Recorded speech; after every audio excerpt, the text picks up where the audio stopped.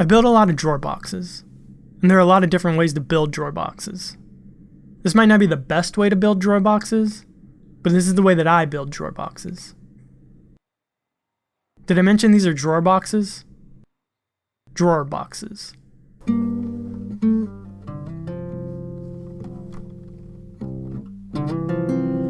In a way, woodworking is about picking your battles, at least if you want to get things done in a reasonable amount of time. What I mean by that is, you have to pick and choose the spots where you want to spend your time, the spots where you're going to get the most bang for your buck.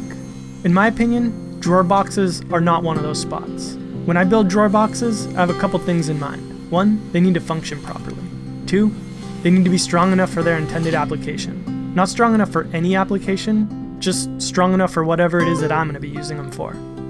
And 3, they should be quick and fairly foolproof to build.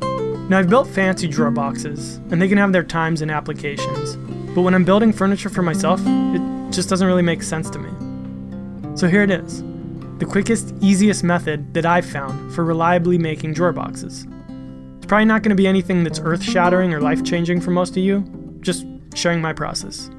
Obviously, I start out by figuring out how big of a box I need. There's usually a little bit of wiggle room in depth, but the width has to fit snugly between the cabinet that the drawer will be going in. Luckily, it's pretty easy to figure out. I typically use drawer slides that need a 1/2 inch clearance on either side. The plywood that I use to make drawer boxes is usually a 1/2 inch wide as well, or a 1/2 inch thick. So basically, I measure the interior dimension of my cabinet and cut my front and back pieces to be 2 inches shorter than whatever that dimension is. Next, I cut my side pieces to whatever depth I want.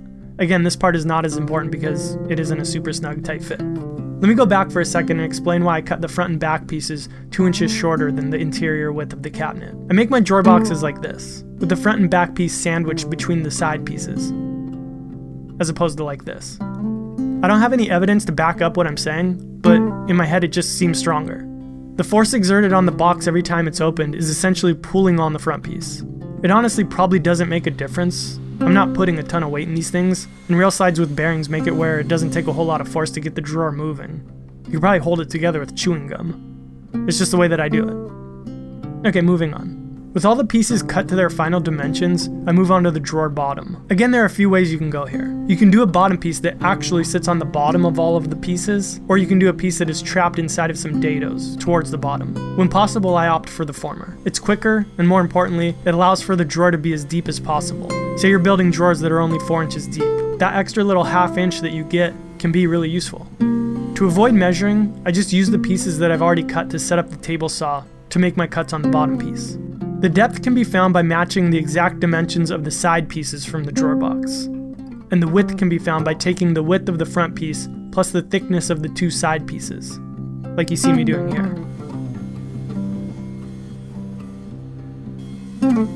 With all the pieces cut out, all that's left to do is assemble. I used to do this different. I used to assemble my side, front, and back, and then cut the bottom to fit. But I found that it's way easier to ensure that the bottom is perfectly square or rectangular with all 90-degree corners than it is to assemble the sides, front, and back, and then have them come out with perfect 90-degree corners. So basically, the bottom acts as a template. I just make sure that all of my side pieces follow the edge of the bottom piece, and it comes out square, or rectangular. So here, I'm literally just following the bottom piece, gluing and tacking everything together. Then I reinforce it all with screws, and that's it. Again, I'm not saying this is the right way, or the fastest way, or the easiest way. It's just the way that works for me. It gets the job done. And like I said, in woodworking, you pick and choose your battles.